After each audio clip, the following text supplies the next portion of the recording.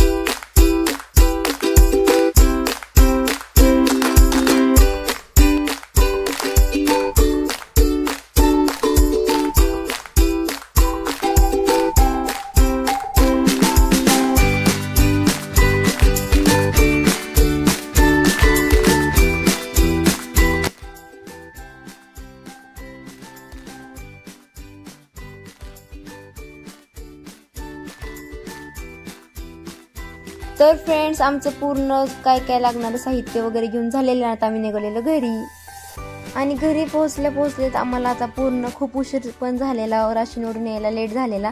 त्यामुळे घरी आले की आम्ही पटकन सगळं सेलिब्रेशनसाठी लागणारं साहित्य वगैरे तर घेऊनच आलेलो।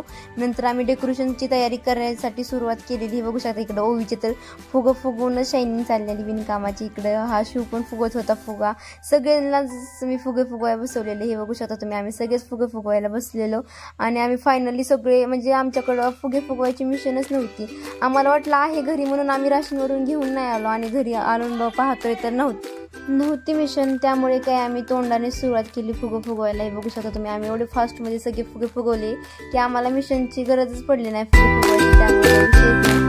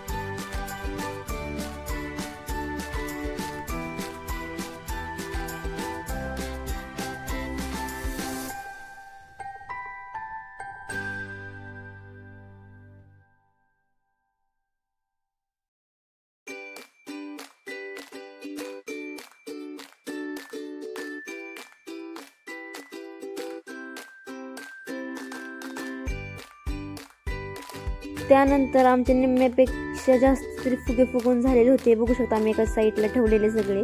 आणि नंतर हे बघू शकता सगळी गँग फुगे बसलेली कशी अशी बेडवर बसलेली सगळे एकदम मस्त मध्ये. आणि आता फुगेचा लास्टची स्टेप होती, म्हणजे लास्टलाच राहिलेले 2-3 फुगे तेच फुगवण्यासाठी आम्ही असं बसलेलो होतो. आणि त्यानंतर बघा पुढे काय झालं. नंतर हे हॅपी बर्थडे बघा.